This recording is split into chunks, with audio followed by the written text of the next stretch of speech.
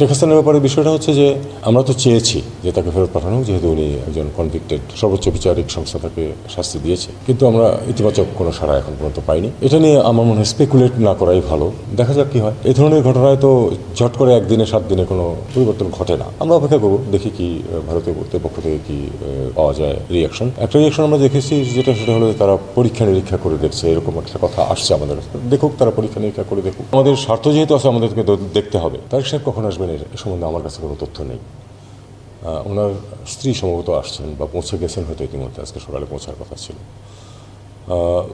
বেগম জিয়াকে আজকে নেওয়া হচ্ছে না, আমি যেটুকু ঢাকা থেকে আজকে সকালে জানলাম যে আজকে নেওয়া হচ্ছে না, একটু টেকনিক্যাল প্রবলেম দেখা যাচ্ছে ওই এয়ারক্রাফট নিয়ে। সেক্ষেত্রে হয়তো 1-2 দিন দেরি হতে পারে। আপনারা জানতে পারবেন, সেটা তো টিভিতে চলে আসবে, আপনারাও জানতে পারবেন। আর শেখ হাসিনার ব্যাপারে বিষয়টা হচ্ছে যে আমরা তো চেয়েছি যে তাকে ফেরত পাঠানো হোক, যেহেতু উনি একজন কনভিক্টেড, যেহেতু সর্বোচ্চ বিচারিক সংস্থা তাকে একটি শাস্তি দিয়েছে,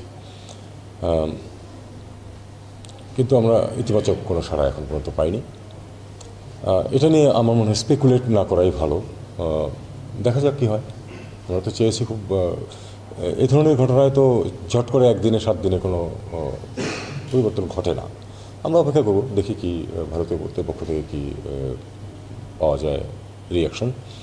একটা রিয়াকশন আমরা দেখেছি, সেটা হলো তারা পরীক্ষা নিরীক্ষা করে দেখছে, এরকম একটা কথা আসছে আমাদের কাছে। দেখুক, তারা পরীক্ষা নিরীক্ষা করে দেখুক। এটাই দ্বিপাক্ষিক আলোচনা সম্ভব নয়, এই জন্য যে তারা একটা নন স্টেট অ্যাক্টর। আমরা স্টেট হিসাবে তাদের সাথে ওইভাবে দ্বিপাক্ষিক আলোচনা যেমন আমরা মিয়ানমারের কর্তৃপক্ষ বা থাইল্যান্ড বা ভারতের সাথে করতে পারি, সেটা তাদের সাথে করতে পারি না। তবে আমাদের স্বার্থ যেহেতু আছে, আমাদেরকে দেখতে হবে।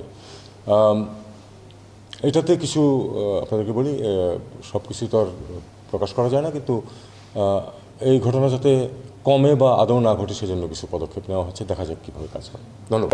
আমরা চেষ্টা করছি কিন্তু যে উত্তরবঙ্গ, বিশেষ করে রংপুর, দিনাজপুর, রংপুর ডিভিশন যেটা, সে যেহেতু একটু পিছিয়ে আছে অনেক ক্ষেত্রেই, আমরা চেষ্টা করছি যে এটাকে একটু ঠিক করা যায় কিনা। সবারই পুরা ক্যাবিনেটেরই অভিমত যে যতটুকু পারা যায় এখানে কিছু করা যায় যদি সম্ভব হয়।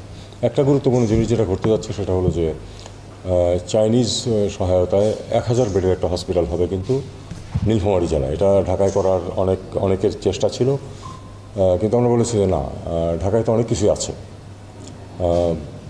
উত্তরবঙ্গে অনেক কিছু নেই, বিশেষ করে রংপুর ডিভিশনে তো অনেক কিছুরই শর্টেজ আছে। তো এই জন্য হসপিটালটা ওখানে ইনশাল্লাহ হবে। এবং এই অঞ্চলের হসপিটালটা এমনভাবে প্ল্যান করা হচ্ছে যে শুধু যে ওই নীলফামারীর জন্য তা না, এই পুরো অঞ্চলের জন্য। এমনও চিন্তা করা হচ্ছে যে ক্ষেত্র বিশেষে হয়তো আশেপাশের দেশ থেকেও সেখান থেকে চিকিৎসার জন্য আসতে পারে, ভুটান থেকে ইত্যাদি, এমনকি ভারত থেকেও।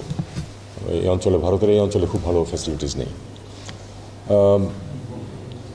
আরেকটা জিনিস যেটা চেষ্টা করা হচ্ছে যে ব্যবসা বাণিজ্য বাড়ানো, ইন্ডাস্ট্রি যদি কিছু করা যায়। বেশ কিছু এসইজেড আছে, কিন্তু সেগুলিতে খুব একটা কিছু ইনভেস্টমেন্ট এখন পর্যন্ত হচ্ছে না। সেগুলি চেষ্টা করা হচ্ছে যদি অ্যাট্রাক্ট করা যায়, তাহলে হয়তো এমপ্লয়মেন্ট সৃষ্টি হবে। দেশের তো সবচেয়ে বড় চ্যালেঞ্জ হচ্ছে এমপ্লয়মেন্ট, কারণ বিপুল সংখ্যক ইয়াং মানুষ কোনো ধরনের চাকরি বাকরি নেই বা তাদের উপযুক্ত চাকরি নেই।